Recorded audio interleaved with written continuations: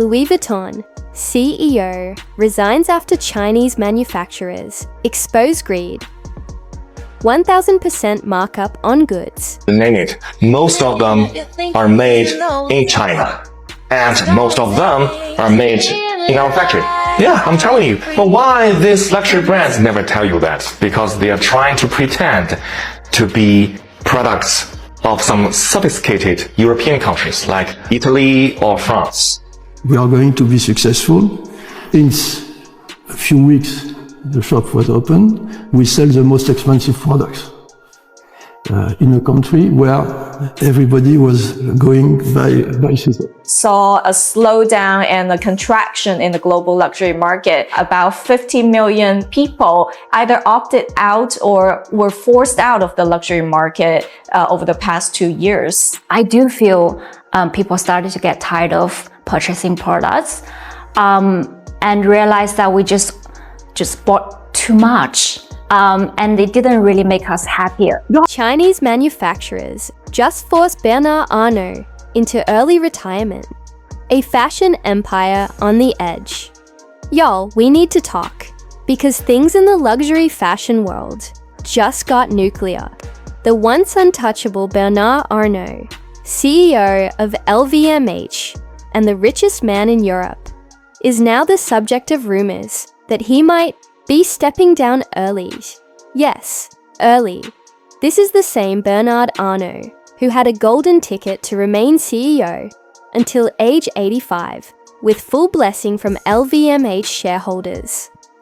So what happened? Let's lay out the receipts. The backdrop to all of this is a perfect storm of problems. Crippling tariffs, viral exposés on Chinese TikTok, and a global scandal unraveling the myth of Made in France and Made in Italy. It started with Hermès and quickly snowballed into a full-on reckoning for Louis Vuitton. Videos from Chinese factory workers began circulating, exposing that many so-called European luxury bags are actually being produced in China and then sold at 1000% markups. That's not a typo. This wave of transparency is tearing through the industry, and Bernard Arnault's empire is right in the crosshairs. But it gets even deeper. In a dramatic twist, the Italian government has stepped into the ring and started naming names. Italian courts are now filing lawsuits against major fashion houses, including Dior, LVMH, and Armani, calling them out for misleading manufacturing claims. You know that cozy image of Italian artisans hand-stitching your designer bag in a Tuscan workshop? Yeah, not quite. According to prosecutors, what's actually happening is that brands are mass-producing goods in China, then sending them to Italy for minor finishing touches, like attaching a strap or sewing on a logo, just to legally earn that precious Made in Italy label. So now, let's circle back. Bernard Arnault, once the crowned king of luxury, is overseeing a collapsing narrative. His carefully curated empire is being dismantled one TikTok, one court case, and one scandal at a time. The optics are terrible, the lawsuits are piling up, and the illusion of exclusivity is breaking faster than ever. Cost Dior less than 60 euros to make a handbag that it sells for nearly 3,000 euros. That's what Italian authorities found out when they raided factories making products for Dior and other fashion brands like Armani. Let's be crystal clear. Dior is not alone in this scandal. What's coming to light isn't just a Dior problem. It's a full-blown luxury industry exposé. For years, these brands have sold us a fantasy, refined European craftsmanship, generational artisanship, hand-stitched perfection. But the truth? It's a dirty little secret, soaked in exploitation and deception. Have you ever looked at your $3,000 bag and thought, wow, I've made it? Well, grab a seat, because you might actually be holding a piece of one of the biggest lies in fashion history. When lawsuits started bubbling up in Italy, Reuters dropped a bombshell that exposed the entire game.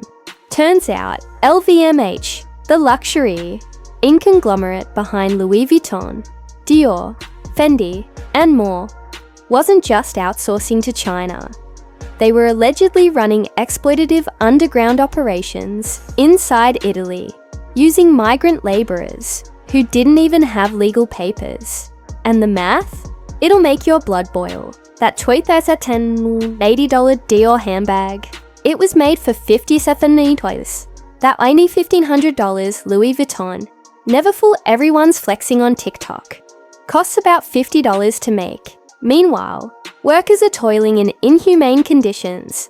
Some work in 15 to 18 hours a day, sleeping next to the machines. No breaks, no protections, no dignity. These aren't just bad work environments. This is textbook labor exploitation, masquerading as European elegance. And let's be honest, when you see someone flashing a Dior saddlebag or a Louis tote on Instagram, they might have paid thousands for it, but the brand barely paid enough to cover a takeout dinner to produce it. This isn't just about luxury being overpriced. It's about lies, labor abuse, and pure corporate greed. Okay, let's go.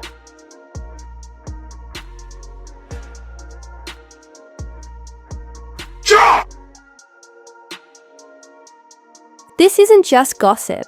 This is verified, documented madness. Insiders and investigators have been sounding the alarm for years about Louis Vuitton's mind-blowing 1,000% plus markup. And now it's finally hitting the mainstream. Let that sink in.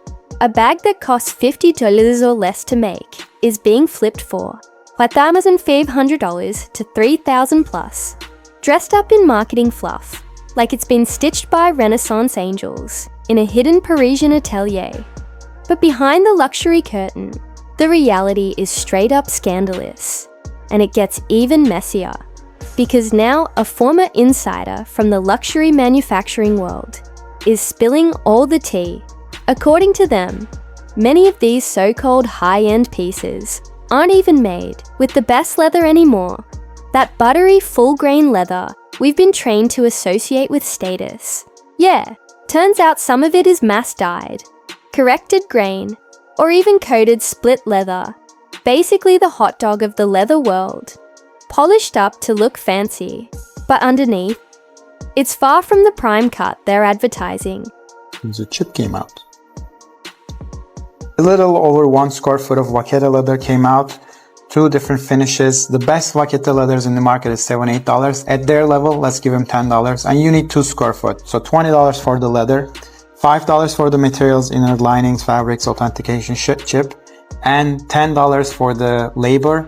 That romanticized image of Italian grandpas stitching bags under the Tuscan sun. That's pure fantasy. It's garbage. The truth is far less glamorous. Most of those luxury bags, they're either mass-produced in China or stitched together by undocumented low-paid workers in dingy workshops tucked away across Europe. That cute, shiny narrative they sell us, just that.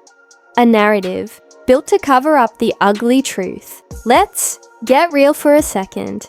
The $1,500 Louis Vuitton Neverfull bag, it likely costs less than your monthly phone bill to make, and the person sewing it together was probably overworked, underpaid, and living in conditions most people would find shocking. Yet Louis Vuitton slapped a 1,000% markup on it because they know what drives their customers: clout. They know you'll pay for the prestige that comes with that logo.